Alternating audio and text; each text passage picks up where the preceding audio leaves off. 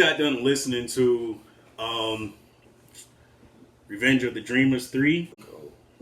What'd you think about it? I mean, I'm not gonna lie.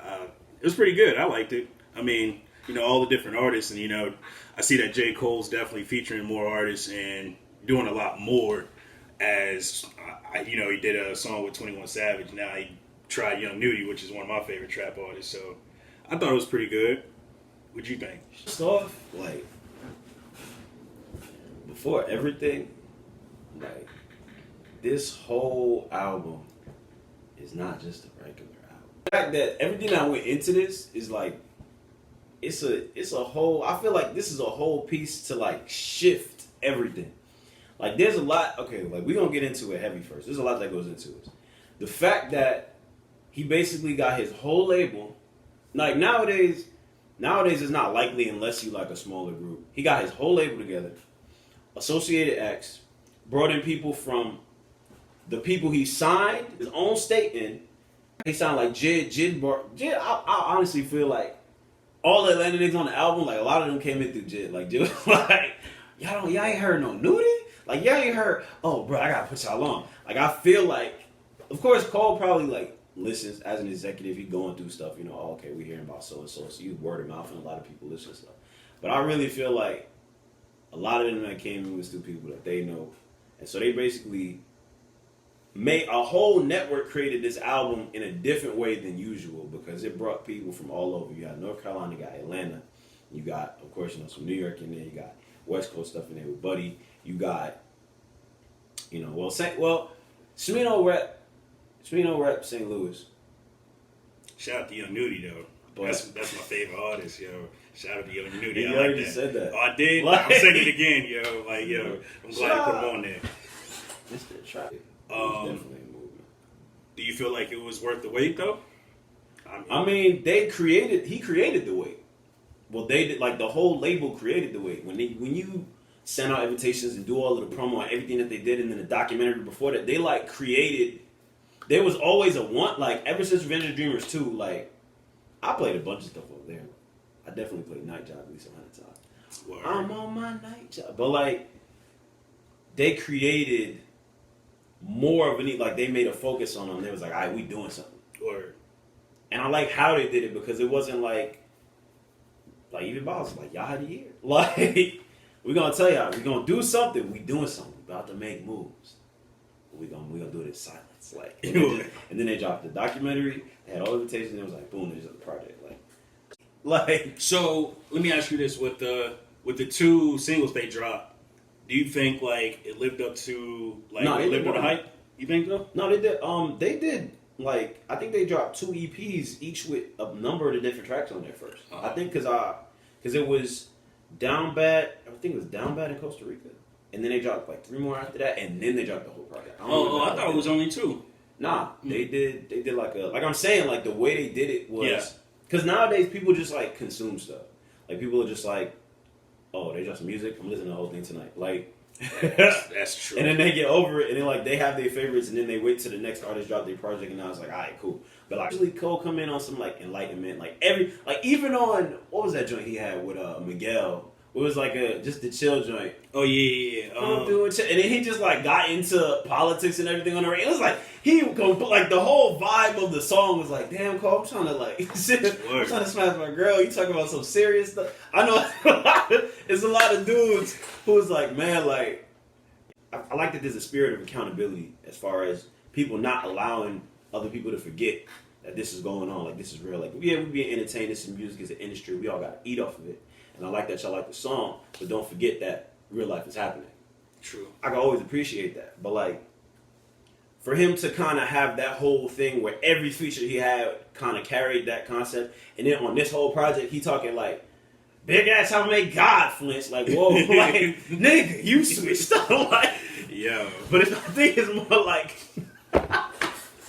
I'm just saying, like, you want to talk about, like, I definitely, no, like, I rock with it because I think we're all, like, multifaceted and can definitely be, we're all made of a lot of different parts. And, like, when when you talk about the stuff on, like, Middle Child and how he talk about how he executing rappers, taking example, and hip-hop is always, like, that bravado. You always going to have that arrogance to you.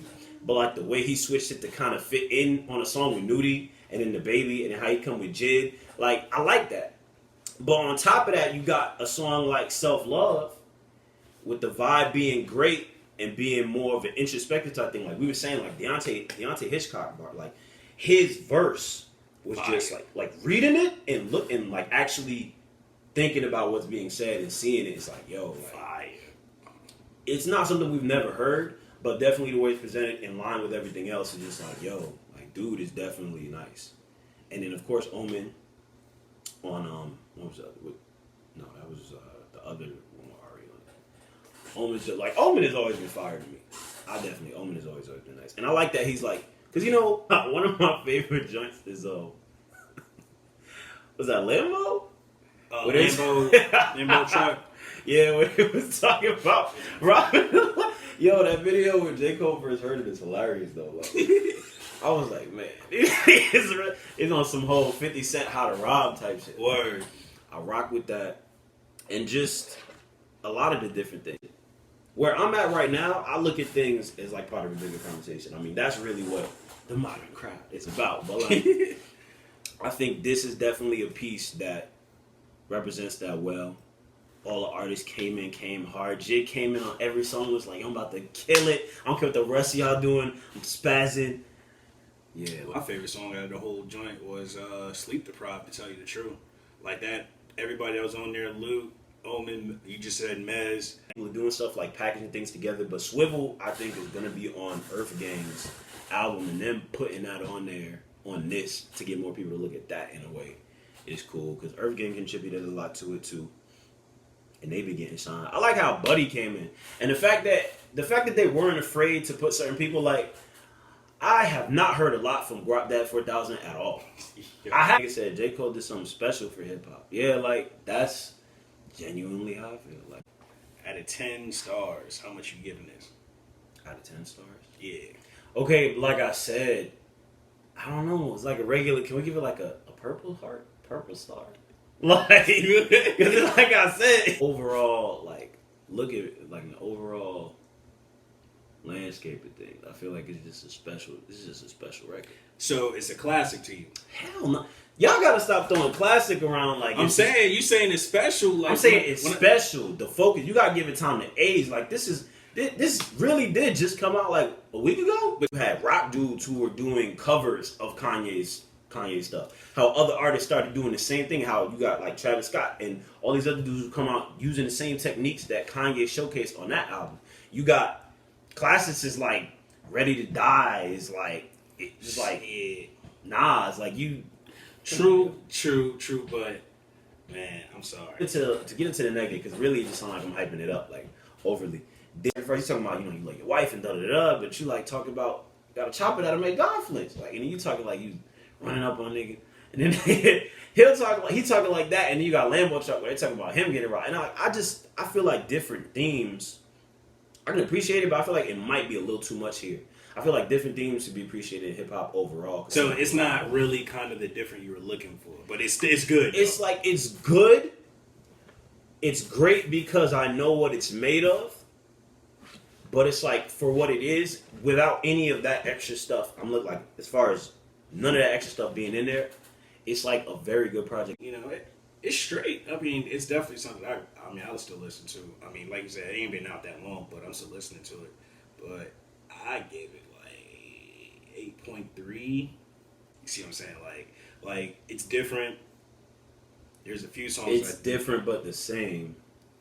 And it's like, I mean, I'm still stuck with an 8.3.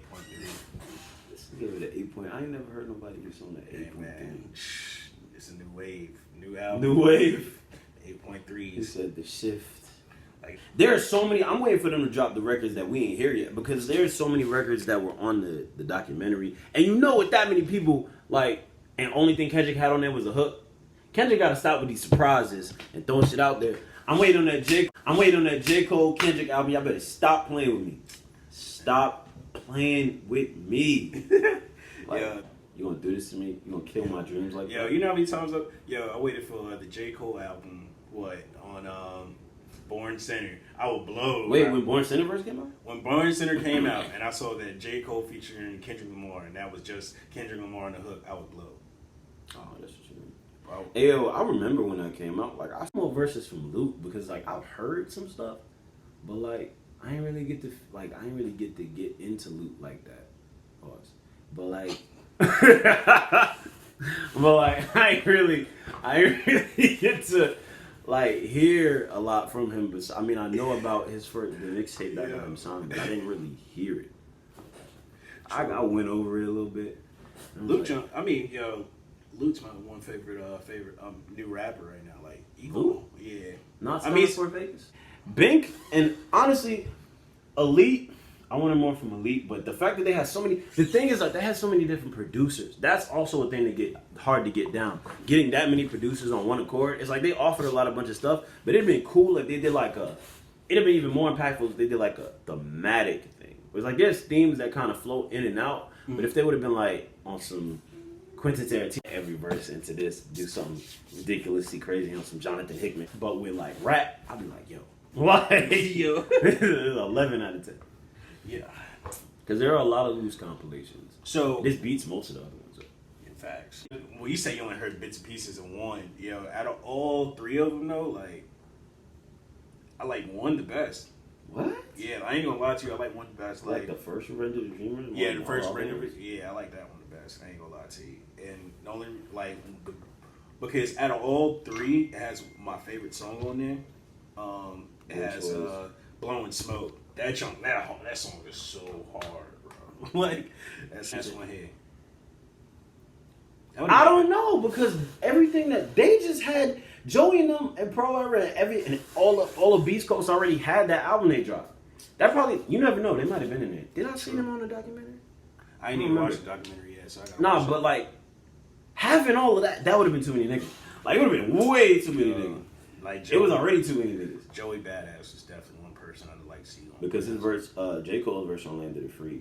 Cole and Kendrick's song produced by Bank and Knife Wonder. Or like Crisis or some shit. Or Knots. Nigga. Oh my God. I still Bro, feel like, yeah. that joke was Yeah, like fire.